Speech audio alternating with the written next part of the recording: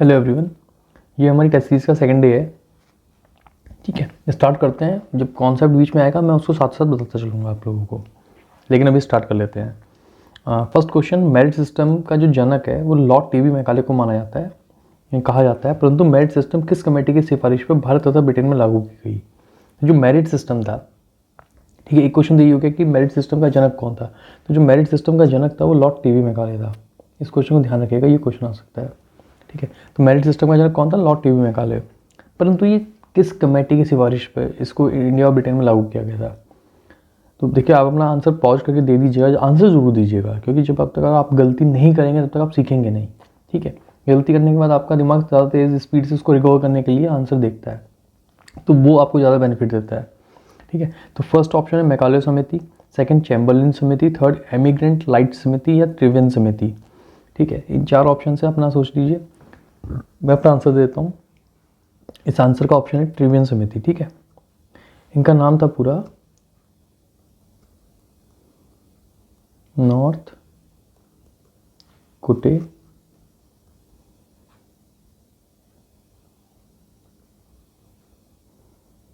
ट्रेवलियन। ठीक है, इनका पूरा नाम था नॉर्थ कोटे ट्रेवलियन। एक्चुअली क्या था, जो ये मेरिट सिस्टम था, इस मेरिट सिस्टम को 1854 में दिया था, मैकाले ने दिया, टीवी मैकाले ने दिया था। ठीक है, लेकिन अब इन्होंने सिर्फ कॉन्सेप्ट दिया। कॉन्सेप्ट देने के बाद इसको लगाना है नहीं लगाना, वो भी तो चीज़ देखनी पड़ेगी ना। तो इसके ऊपर एक कमेटी बनाई गई थी, वो कमेटी बनाई गई थी नॉर्थ कोटे ट्रिब्यूनल समिति, यानी ये वाली कमेटी बनाई गई थी। और इस कमेटी ने इसके ऊपर अपनी रिपोर्ट जो दी थी वो दी थी 1856 में। ठीक है, 1856। उसके बाद इसको इसका इम्प्लीमेंटेशन किया गया था, और इम्प्लीमेंटेशन करने के बाद इसको किया गया था, ताकि इसके अकॉर्डिंग फिर जो आपके जो सिविल सर्विसेज है उनकी भर्ती की जा सके मेरिट के बेस पे। ठीक है, उससे पहले मेरिट बेस नहीं था, उससे पहले जैसे मैं आपको बताता हूँ। देखो एक्चुअली क्या है, कौन कौन से, ये एक्चुअली गैप इसी वजह से छोड़ा है मैंने, कौन कौन से सिस्टम थे उस टाइम जो सिलेक्शन करते थे। तो सबसे पहला सिस्टम था पैट्रोनेज सिस्टम।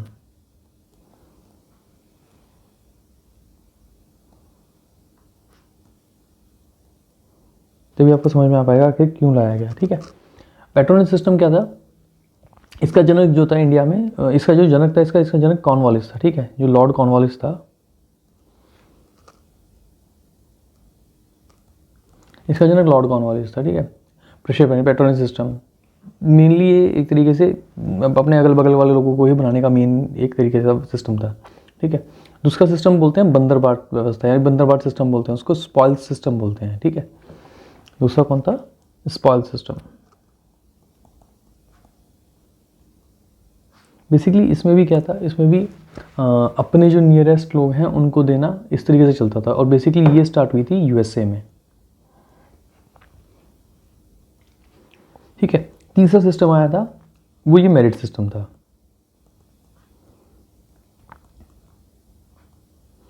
मेरिट सिस्टम, ये अगर हम इसको हिंदी में कहें तो ये प्रतिभा के बेस पे आधारित था। ठीक है, प्रतिभा प्रणाली बोल सकते हैं इसको, ये सिस्टम था। ठीक है, ये इंडिया में और ब्रिटेन में यूज किया गया था, इंडिया प्लस ब्रिटेन।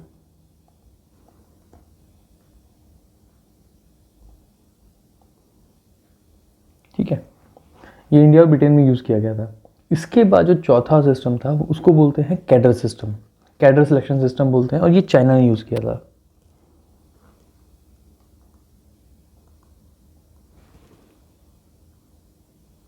ये चाइना में यूज हुआ था। तो कहीं ने आपसे अगर मैच द फॉलोइंग में भी क्वेश्चन पूछा जा सकता है। ठीक है, कैडर सिलेक्शन सिस्टम कहाँ से स्टार्ट हुआ? चाइना से। Merit system India plus Britain. Spoil system कहाँ से स्टार्ट होता है? यूएसए से। और पैट्रोनेज सिस्टम लॉर्ड कॉर्नवालिस ने स्टार्ट किया था इंडिया के अंदर। ठीक है, तो ये इनका मेन जो जो आपके सिस्टम हुआ करते थे सिलेक्शन के, वो मैंने बता दिए हैं। ये क्वेश्चन बहुत इंपॉर्टेंट है, अब तक पूछा नहीं है लेकिन पूछा जा सकता है। ठीक है, नेक्स्ट क्वेश्चन देखते हैं। ये बहुत इंपॉर्टेंट क्वेश्चन है, अब तक ये भी क्वेश्चन नहीं पूछा गया है अब तक, तो ये भी बहुत ज़्यादा इंपॉर्टेंट क्वेश्चन है। ठीक है, हमारी कोशिश ही आपको नए क्वेश्चंस ला के देने की है। ठीक है, क्योंकि पुराने क्वेश्चंस आपको हर जगह मिल जाएंगे, लेकिन पेपर में आपको नए क्वेश्चन मिलेंगे, और जब पेपर में नए क्वेश्चन मिलते हैं तब आदमी कंफ्यूज होता है।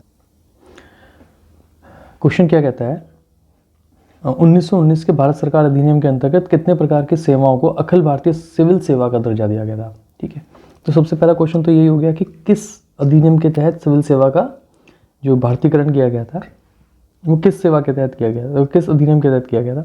तो ये 1919 के भारत सरकार अधिनियम के तहत किया गया था। ठीक है, अब दूसरा क्वेश्चन है कि कितनी प्रकार की सेवाओं को अखिल भारतीय सिविल सेवा का दर्जा दिया गया था। तो आप अपना पॉज करके अपना आंसर देख सकते हैं आराम से कि आपका आंसर क्या है। मैं अपना आंसर दे देता हूँ। इसका आंसर जो है, जब देखिए पॉज करके ज़रूर अपना आंसर दीजिएगा, ये एक रिक्वेस्ट है, क्योंकि इसके बिना फिर आपको चीज़ें ज़्यादा हिट नहीं करेंगी माइंड के अंदर। ठीक है, तो इसका आंसर जो है वो है B11, यानी 11 सर्विसेज जो थी इसको अखिल भारतीय सिविल सर्विसेज का जो दर्जा दिया गया था। अब इसके अंदर कौन कौन सी सर्विसेज रखी गई थी, तो देखिए इसके अंदर जो मेन सर्विसेज रखी गई थी, प्रशासनिक सेवा जो एडमिनिस्ट्रेटिव सर्विसेज है वो रखी गई थी। उसके बाद पुलिस सेवा जो थी, ठीक है, पुलिस सर्विसेज रखी गई, जो पशु चिकित्सा सेवा है वो रखी गई थी, वन सेवा रखी गई थी, स्वास्थ्य सेवा रखी गई थी, शिक्षा सेवा रखी गई थी, कृषि सेवा रखी गई थी। इस टाइप से जो सर्विसेज थी लगभग 11 सर्विसेज इसके अंदर रखी गई थी। ठीक है, अच्छा, इसके अंदर एक सबसे इम्पॉर्टेंट फैक्टर क्या है, वो जो मुझे आपको बताना है वो है मैटर सबसे ज़्यादा। जब ये एक्ट 1919 का जो एक्ट आ गया था, इसके आने के बाद क्या हुआ था, अब भारतीयकरण किया गया था। भारतीयकरण का मतलब क्या है, भारतीयकरण का मतलब ये होता है कि रीजनल लेवल पे, जैसे आज आप लोग PCS बनते हैं, ठीक है, तो ये रीजनल लेवल हो गया। तो जो रीजनल लेवल पे अधिकारी बनेंगे, जैसे आज की डेट में यूट्यूब में चल रहा है कि RO से IAS कब बनेंगे, ये सब कुछ जो चल रहा है, तो इसकी बात कर रहा हूँ मैं।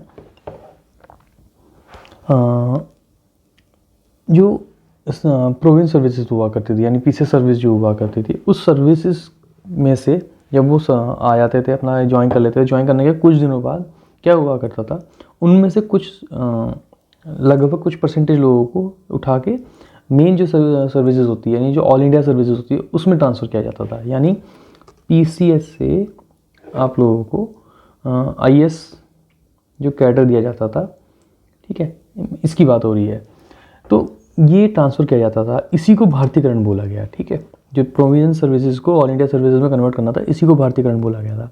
अभी इम्पॉर्टेंट क्या है, इम्पॉर्टेंट ये है कि जब ये लगाया गया था, ठीक है, तो इसके अंदर 50% रिजर्वेशन रखा गया था।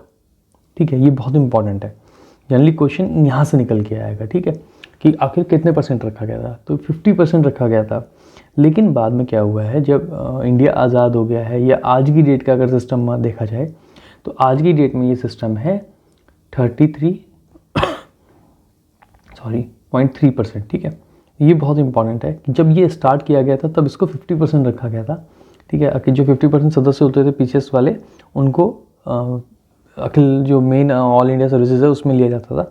लेकिन आज की डेट में कितना है, आज इसे घटाकर कर दिया गया है 33.3%। ठीक है, तो ये बहुत इंपॉर्टेंट क्वेश्चन है। जनरली ये क्वेश्चन मैंने कहीं नहीं देखे अब तक बुक्स में, जबकि ये बहुत इंपॉर्टेंट क्वेश्चन, सब सेम क्वेश्चन उठा के उसी को रिपीट करे जा रहे हैं बार बार। अच्छा, अब नेक्स्ट क्वेश्चन, ये बहुत सिंपल क्वेश्चन है। कंपनी शासित क्षेत्रों पर राजा की प्रभुता किस एक्ट द्वारा स्थापित की गई? जनरली इसका आंसर सभी जानते होंगे। ठीक है, अपना पॉज करके दे दीजिएगा। इसका आंसर जो है वो 1813 है। ठीक है, 1813 तक जनरली ब्रिटिशर्स ने बहुत एरिया अपने अंडर ले लिया था, और लेने के बाद अब जो ये एक्ट लाया गया था 1813 का जो चार्टर एक्ट लाया गया था, इसके अंदर जो ब्रिटेन के राजा थे उस टाइम, उनको, या ब्रिटेन की महारानी थी, उनको उनके अंडर जो ब्रिटिश एरिया था उसको लेके आया गया था। ठीक है, अब इसके पीछे लाने के पीछे क्या रीज़न था वो भी मैं बताऊंगा आपको, कि आखिर इसी के अंदर राजा की जो प्रभुता है वो क्यों एस्टेब्लिश की गई है, कंपनी से क्यों ऐसा किया गया। और नेक्स्ट जब क्वेश्चन खत्म होंगे तो मैं आपको बताऊंगा ज़रूर। नेक्स्ट क्वेश्चन देखते हैं।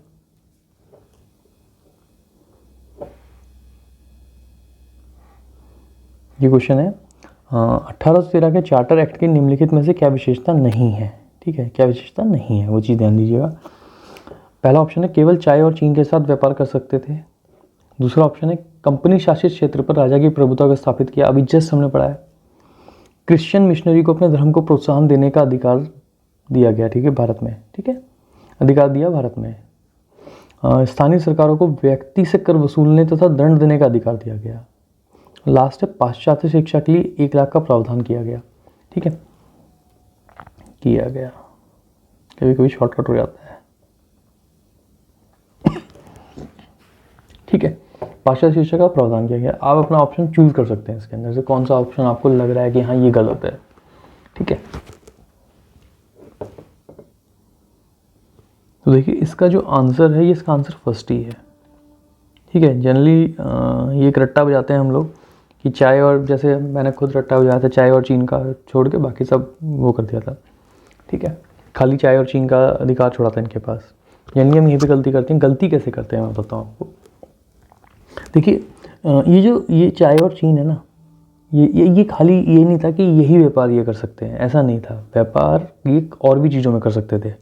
लेकिन क्या प्रॉब्लम थी एक्चुअली, क्या था, जब आपने देखा होगा जब ये जो ईस्ट इंडिया कंपनी जब बनी थी और बनने के बाद इनको चार्टर दिया गया था कि जाइए भाई आप बिज़नेस कीजिए इंडिया में जाके। ठीक है, तो उस चार्टर की सबसे बड़ी स्पेशलिटी ये थी, वो थी मोनोपोली। ठीक है, अब मोनोपोली क्यों थी? मोनोपोली सबसे बड़ी स्पेशलिटी इसलिए थी कि जैसे माना आप ही हैं, बिज़नेस करना चाह रहे हैं। ठीक है, आपको लगा कि मुझे कोई बिज़नेस करना है, चलो मान लिया बिस्किट का बिज़नेस करना है। ठीक है, क्योंकि मॉर्निंग का टाइम है, बिस्किट याद आते हैं इस टाइम चाय के साथ। तो आपको बिस्किट का बिज़नेस करना है। अगर आपको बिस्किट का बिज़नेस करना है और मैं आपको बोलता हूँ कि भाई आपका कोई ABC शहर है, चलो दिल्ली मान लिया, ABC नहीं मानेंगे हम, दिल्ली मानेंगे। ठीक है, केजरीवाल की दिल्ली। अभी तो लड़ाई है खैर उसके ऊपर, किसकी दिल्ली है, LG की है केजरीवाल की। ठीक है, तो माना हमने दिल्ली पकड़ा, मैंने बोला भाई दिल्ली जो है और बिज़नेस करने का राइट मैं आपको दे रहा हूँ। तो मैंने बोला दिल्ली हम किसी अपने एक स्टूडेंट को देंगे। ठीक है, हम माना दिल्ली हमने, हमारा कोई स्टूडेंट था, मान नाम कुछ भी मान लीजिए। ठीक है, चलो आदित्य मान लेते हैं, मेरे चैनल का नाम ही मान लेते हैं। सॉरी, दिल्ली जो है वो आदित्य को दिया। ठीक है, बिज़नेस करने के लिए। तो इसमें इंपॉर्टेंट क्या था, जो ये इनको जो ईस्ट इंडिया कंपनी थी, इसको जो स्पेशल जो चार्टर दिया गया था बिज़नेस करने का, परमिशन दी गई थी। बिना परमिशन के भी आ सकते थे बिज़नेस करने के लिए वो, पर परमिशन क्यों दी गई थी? उसमें ये बोल दिया गया था कि जो दिल्ली है, दिल्ली में सिर्फ आदित्य ही बिस्किट बेचेगा पूरे ब्रिटेन से। ठीक है, आदित्य ही बिस्किट बेच सकता है पूरे ब्रिटेन में। ब्रिटेन से जितने लोग हैं उनमें सिर्फ आदित्य ही दिल्ली में बिस्किट बेचेगा, इसके अलावा कोई नहीं बेचेगा। ठीक है, अब आप देखेंगे कि जितनी भी लड़ाइयाँ हुई हैं ब्रिटिशर्स की, चाहे वो डच के साथ हुई हैं, चाहे पुर्तगीज़ के साथ हुई हैं, चाहे फ्रेंच के साथ हुई हैं। ठीक है, इन लड़ाइयों का मेन रीज़न क्या था? इन लड़ाइयों का मेन रीज़न था कि भैया इन्होंने मोनोपोली के बेस पे इन्होंने अपना चार्टर लिया हुआ कि हम मोनोपोली रखेंगे और हम ही बिज़नेस कर सकते हैं। अब ये जो रूल्स हैं मोनोपोली के बिज़नेस करने के, ये ब्रिटेन के लोग तो मान रहे हैं, बट ब्रिटेन से अलग जो लोग हैं, यानी ब्रिटेन से अदर कंट्री के जो लोग हैं, वो नहीं मानते, तो इसलिए वो बिज़नेस करने आते हैं और वो इनके दुश्मन बनते जा रहे थे, जिससे वो लड़ रहे थे बार बार इंडिया के अंदर। तो इसी वजह से ये जो मोनोपोली थी, ठीक है, ये मोनोपोली कब टूटी है? ये मोनोपोली टूटी है 1813 के चार्टर में। 1830 के चार्टर के अंदर क्या किया गया है? 1830 के चार्टर के अंदर जो ब्रिटेन ने चार्टर निकाला है, उसमें ये बोला है कि आप, यानी ईस्ट इंडिया कंपनी है, जो ईस्ट इंडिया कंपनी थी, ईस्ट इंडिया कंपनी को बोला कि आप केवल चाय, ठीक है, और चाइना, इन दो के जो आपका हमने आपको चार्टर दिया था, इन हर चीज़ का चार्टर आपको दिया था, उसमें से केवल अब चाय और चाइना, इन दो पे ही आपकी मोनोपोली है। इसके अलावा जितना बिज़नेस है वो ओपन है। अब कोई भी आके आपके यहाँ हमारे से चार्टर लेगा और आके ब्रिटेन का आदमी यहाँ बिज़नेस कर सकता है। इसके पीछे रीज़न क्या था? लगभग 1800 तक आते आते पूरे ब्रिटेन में ये सबको समझ में आ चुका था कि इंडिया का साथ बिज़नेस करना बहुत प्रॉफिटेबल है। ठीक है, वहाँ से बहुत पैसा कमाया जा सकता है। और कहीं ना कहीं जो पूरी ब्रिटेन की संसद थी उसके अंदर, क्योंकि हर किसी का अपना प्रतिनिधि वहाँ बैठा था, उनके ऊपर प्रेशर बन चुका था बहुत ज़्यादा कि आपने जो ये मोनोपोली सिस्टम बना रखा है ना ईस्ट इंडिया कंपनी का, इसको तोड़ो और हमें भी बिज़नेस करने का रास्ता दो। हम जाएंगे, हमें भी पैसा कमाना है वहाँ जाके, खाली आपकी एक कंपनी वहाँ पैसा नहीं कमाएंगी। और रही बात, आपको तो सिर्फ टैक्स से मतलब है, हाँ आपको टैक्स हम भी भरेंगे। तो ये जो एक सिस्टम बन रहा था और जो एक प्रेशर बन रहा था ब्रिटेन की संसद के ऊपर, क्योंकि हर जगह जो बिजनेसमैन होता है वो अपना एक रिवर्स प्रेशर बनाएगा, ठीक है, पॉलिटिशियंस के ऊपर। तो वही सेम वहाँ पे हुआ, वो रिवर्स प्रेशर बना और रिवर्स प्रेशर बनने की वजह से क्या हुआ, 1830 में आके जो ईस्ट इंडिया कंपनी थी इसकी मोनोपोली को तोड़ दिया गया कि भैया नहीं, और भी आगे बिजनेस करेंगे, उनको भी करना है। ठीक है, तो ये पूरा कॉन्सेप्ट जो है 1830 के चार्टर में आप देखेंगे वो स्टार्ट हुआ है। इसी के अंदर जो एक और क्वेश्चन था, ये क्वेश्चन आप मुझे कमेंट्स में बताइएगा कि क्रिश्चियन मिशनरी को अपने धर्म को प्रोत्साहन देने का अधिकार दिया गया भारत में। अब जो भारत में अधिकार दिया गया, ये कहाँ पे दिया गया? क्या ये ब्रिटिश एरिया में दिया गया या कंप्लीट इंडिया में दिया गया? इस क्वेश्चन का आंसर आप मुझे कमेंट में देंगे, ठीक है। उसके बाद स्थानीय सरकारों को व्यक्ति से कर वसूलने तथा दंड देने का अधिकार दिया गया। जो यहाँ की लोकल गवर्नमेंट्स बना रहे थे अपनी अपनी, तो इनको क्या है, जो वहाँ पे लोग रहते हैं और जो वहाँ पे मतलब जो बेसिकली पीजेंट यानी जो किसान थे, उनसे कर वसूलने वगैरह तक का जो अधिकार था वो 1813 के चार्टर में इनको मिल गया था, ठीक है। और दंड देने का अधिकार भी इनको मिल गया था। नंद कुमार वाले केस में क्या था, उन्होंने उल्टा सीधा तरीका अपनाया और आदमी को दंड दे दिया, बट वो गलत तरीका निकला था। तो अब इन्होंने क्या किया कि नहीं ठीक है, अब दंड देने का अधिकार का भी इनको दे दिया जाए, तभी इनको दिया गया था, ठीक है। और पाश्चात्य शिक्षा के लिए 1 लाख का प्रावधान किया गया था। तो जो इनकी और नित्यानंद का जो सिद्धांत है, एक्चुअली वर्ड एग्जैक्ट मैं बता नहीं पा रहा हूँ, जिसमें ड्रेन थ्योरी जिसको बोला गया था कि कुछ लोगों को पढ़ा दो और उसके बाद वो नीचे वालों को पढ़ाएंगे, तो कहीं ना कहीं उसकी स्टार्टिंग यहाँ पे 1 लाख रुपए से की गई थी, ठीक है। तो ये क्वेश्चन था, कॉन्सेप्ट है मेन, इसलिए बताना जरूरी है। नेक्स्ट क्वेश्चन देखते हैं, किस अधिनियम द्वारा ब्रिटिश प्रांत से कानून बनाने का अधिकार वापस ले लिया गया, ठीक है।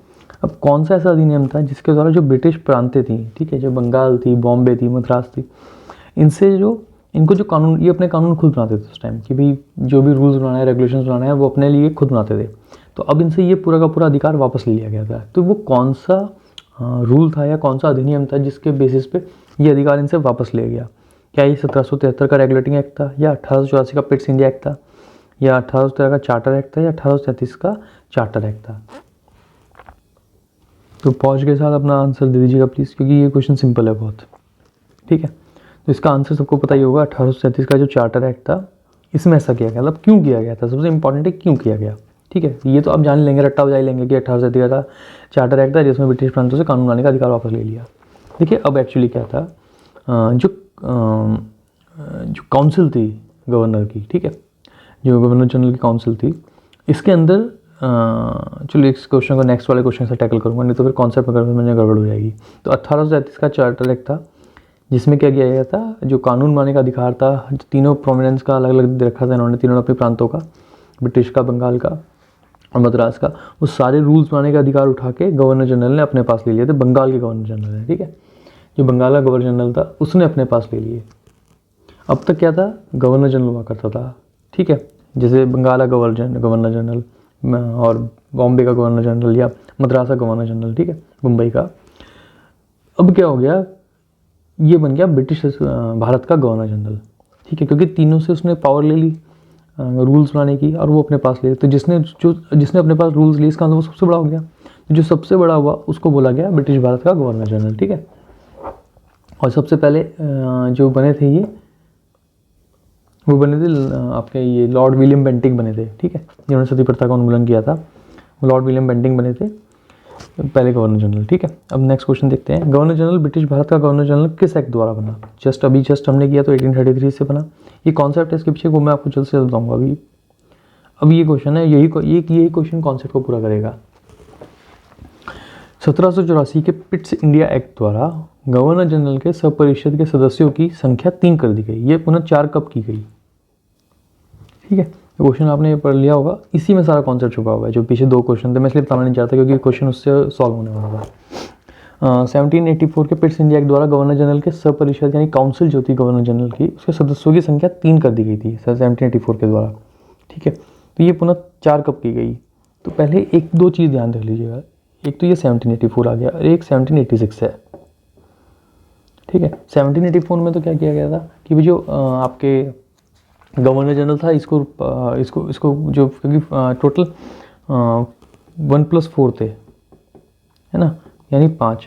अब क्या था, गवर्नर जनरल को मिनिमम 3 वोट चाहिए थी अपना कोई भी जो अपना डिसीजन ले को मनवाने के लिए, और 2 वोट इसके अगेंस्ट हमेशा अगेंस्ट में हो जाएंगी, ठीक है। तो इस तरीके से ये चल रहा था। तो इन्होंने क्या किया था उस टाइम कि इन्होंने ये जो 4 वाला मेंबरशिप था ना, 1+4 वाला, मैं जो 4 था, इस 4 में से इसको घटा के 3 कर दिया था।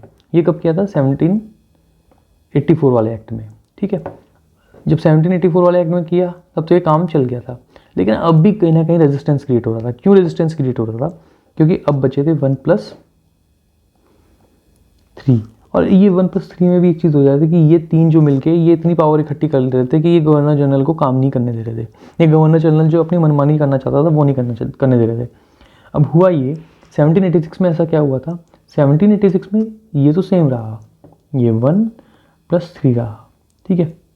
पर 1786 में चेंज ये हुआ कि 1786 तक आते आते जो ब्रिटेन था वो अमेरिका को अपने हाथ से खो चुका था। अब जब अमेरिका अपने हाथ से, यानी उसके 2 ही आंखें थी, मतलब मान के जो कहते हैं ना आंखों का तारा, तो एक आंखों का तारा अमेरिका था, एक आंखों का तारा इंडिया था। तो जो अमेरिका वो खो चुका था क्योंकि अमेरिका आज़ाद हो चुका था। तो अमेरिका के आज़ाद होने का, और जो वहाँ पे लास्ट था वो कॉर्नवालिस था। कॉर्नवालिस बहुत माना जाता था वहाँ पे अपनी एडमिनिस्ट्रेशन पावर के लिए। तो कहीं ना कहीं जो ब्रिटिशर्स थे उन्होंने जब कॉर्नवालिस को इंडिया में अपॉइंट किया था कि भाई आप इंडिया जाइए, वहाँ पे अपना काम कीजिए अब, तो कॉर्नवालिस ने इंडिया की एक शर्त रखी थी। कॉर्नवालिस ने ये कहा था कि भाई देखो मैं चला तो जाऊँगा, मुझे जाने में कोई दिक्कत नहीं है, लेकिन वहाँ पे आपके जो ये 3 बैठे हैं ना, ये 3 तिकड़ी भाई गवर्नर को काम करने नहीं दे रहे हैं, ठीक है। तो सबसे पहले इनका इलाज कीजिए तो ही मैं वहाँ जा पाऊँगा और काम कर पाऊँगा। तो 1786 का जो रूल बनाया गया था, 1786 के रूल्स में ये बनाया गया था कि ये 3 अगर मिल के कोई डिसीज़न देते हैं, ठीक है, माना गवर्नर तो बोलता है कि मुझे ये काम करना है और ये 3 बोल रहे हैं कि नहीं भैया हम तो नहीं करने देंगे तुझे, ठीक है, तो गवर्नर को एक ओवरराइडिंग पावर दी गई थी। और वो ओवरराइडिंग पावर ये थी कि गवर्नर अगर चाहे तो इन तीनों के डिसीजन को साइड मारे, यानी लात मारे, और अपना जो डिसीजन था, यानी जिसकी सिंगल वोट है उसकी अपनी, उसको वो करवा सकता था। यानी ओवरराइडिंग पावर दे दी थी इनके डिसीजन के ऊपर, ठीक है, जिसको अधिमानी शक्ति बोलते हैं शायद से हिंदी में, वो दे दी गई थी। हाँ, अधिमानी शक्ति बोलते हैं, वो दे दी गई थी। और इनके डिसीजन को मानने के लिए अब वो बाध्य नहीं था गवर्नर, ठीक है, गवर्नर जनरल। ये कॉर्नवालिस के लिए स्पेशली किया गया था, ठीक है। तो इसके बाद ये सब कुछ चल रहा था, इसके बाद ये सब कुछ आया था, ठीक है। तो 1784 में क्या किया गया था, 1784 के एक्ट में जो ये 1+4 था, इस 4 को घटा के कर दिया गया था 3, यानी 1+3 कर दिया गया था। सॉरी। अब क्वेश्चन ये राइज होता है कि जब इसको 1+3 कर दिया गया था तो दोबारा से ये 4 कब बना, ठीक है। तो ये वापस से 4 बना था, ये वापस 1+4 हो गया था, ये हुआ था 1833 के एक्ट में, ठीक है। 1833 के एक्ट में ये बना था। अब ये क्यों बना था, सबसे इंपॉर्टेंट, हाँ देखो हर चीज़ का रीज़न जानते चलो, नहीं तो फिर जब कॉन्सेप्ट वाले क्वेश्चन आ जाते हैं ना, फिर आदमी की वहाँ पे हवा गोल हो जाती है, ठीक है। तो अब ये जो 3 है ये 4 क्यों बना, देखो ऐसा था, 3 तो चले ही आ रहे थे, लेकिन अब क्या हुआ था, जो इनसे जो ये वाला क्वेश्चन था आपका, ये वाला प्रांतों से कानून बनाने का अधिकार वापस ले लिया, ठीक है। जो प्रांतों से कानून बनाने का अधिकार वापस लिया था, तो अब गवर्नर जनरल ने तो बोल दिया भैया तुम तो रूल बनाओगे नहीं, मैं बनाऊंगा रूल। तो गवर्नर जनरल के पास इतना नॉलेज होनी चाहिए फिर कि भी वो सारे रूल्स बना सके बैठ के अपने आप, लेकिन उसके पास इतनी होगी नहीं क्योंकि उसको अपना एडमिनिस्ट्रेशन वर्क भी करना है। तो इसके लिए क्या किया गया था, लॉर्ड मैकाले जो थे, लॉर्ड मैकाले को लाया गया था, और लॉर्ड मैकाले को लाके ये 1 पूरा किया गया था, ठीक है। क्योंकि लॉर्ड मैकाले क्या थे, लॉर्ड मैकाले कानून बेचता थे, यानी उनको कानून की बहुत नॉलेज थी, ठीक है, ब्रिटिशर्स के अकॉर्डिंग। तो उनको यहाँ लाया गया था। इसका कौन है, लॉर्ड मैकाले,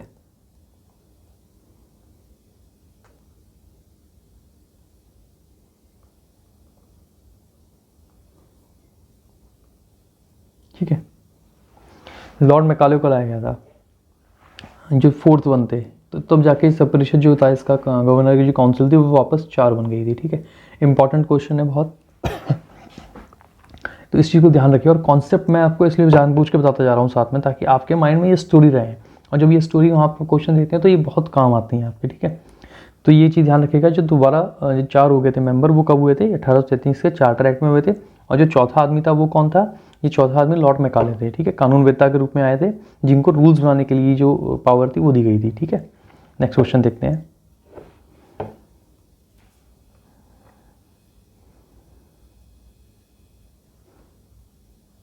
नेक्स्ट क्वेश्चन बोलते हैं धारा 87, जिसमें भारतीयों से सरकारी नौकरी में धर्म क्रम नहीं है, धर्म है, धर्म क्रम, जन्म या वंश आदि के आधार पर भेदभाव का निषेध किया गया था, ठीक है। ये किस एक्ट का भाग था, यानी किस एक्ट का पार्ट था, ठीक है।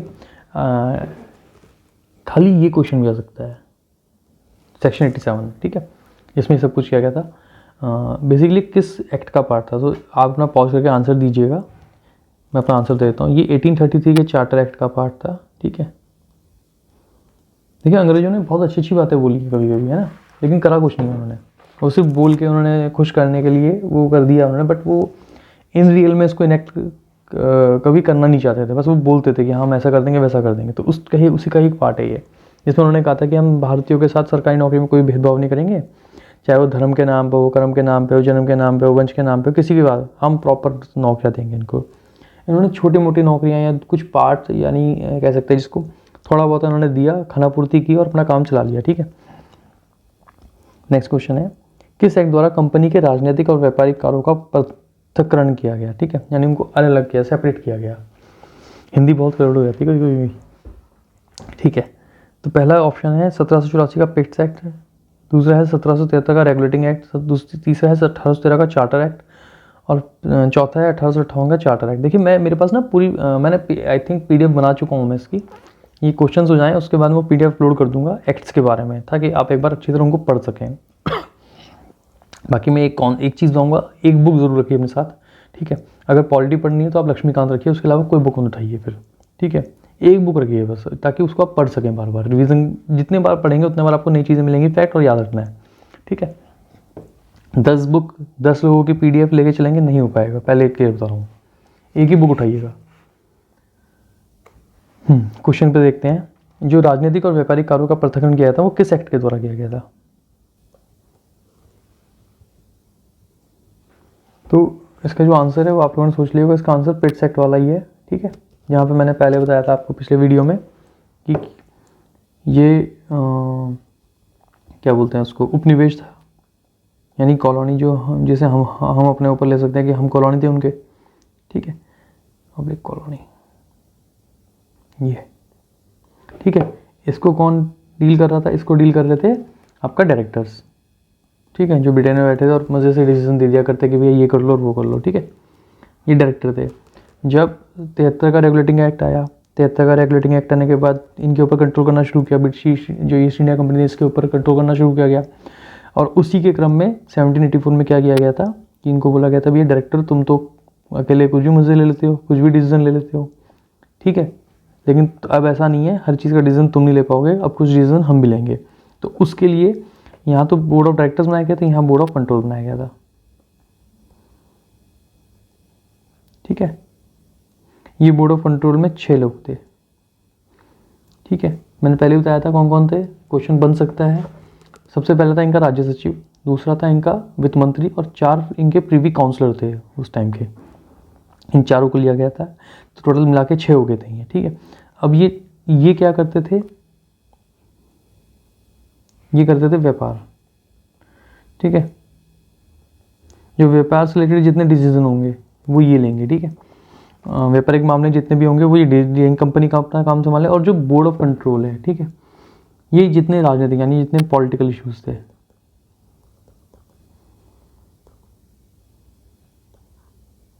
ये इनको कंट्रोल करते थे, बोर्ड ऑफ कंट्रोल, ठीक है। तो कहीं ना कहीं जो ड्यूअलिज्म आ गया था एक तरीके से, इसी को द्वैत शासन बोला गया था, और इसी के अकॉर्डिंग ये काम हुआ था, और ये स्टार्टिंग हुआ था 1784 के एक्ट के थ्रू, ठीक है। चलिए नेक्स्ट क्वेश्चन देखते हैं, ब्रिटिश द्वारा देश की शासन प्रणाली का केंद्रीकरण किस एक्ट द्वारा किया गया। क्वेश्चन आपने समझ लिया होगा, ठीक है, जस्ट हम डिस्कस कर चुके हैं इस क्वेश्चन को। क्या बोल रहा है वो, शासन प्रणाली का केंद्रीकरण। इस पॉइंट को ध्यान दीजिए, ज़्यादा मत सोचिए इसके बारे में, ठीक है। ज़्यादा सोचेंगे तो क्वेश्चन गलत होने के ज़्यादा चांस होते हैं। सिंपल सा वर्ड समझ ध्यान रखिए, मेन वर्ड क्या बोल रहा है, शासन प्रणाली में केंद्रीकरण। देखिए केंद्रीकरण कब हुआ, जब गवर्नर जो गवर्नर जनरल था उसने जो रूल्स बनाने की पावर थी, यानी अपना बंगाल तो था ही था, आपका बॉम्बे और मद्रास से जब रूल्स बनाने की पावर अपने पास ले ली थी, तो इसका मतलब क्या हुआ, सेंट्रलाइजेशन हो गया पूरे रूल्स का, ठीक है। और वो सेंट्रलाइजेशन कहाँ से स्टार्ट होगा, बंगाल से स्टार्ट होगा, ठीक है। तो जो ये रूल्स बनाने की जो सेंट्रलाइजेशन प्रोसेस थी, यानी कि शासन प्रणाली का जो केंद्रीकरण था, ये 1837 के चार्टर एक्ट से स्टार्ट हुआ था, ठीक है, क्योंकि उसमें उसने पावर ले ली थी अपनी। नेक्स्ट क्वेश्चन क्या है, ये क्वेश्चन अभी 11 है इसके अंदर।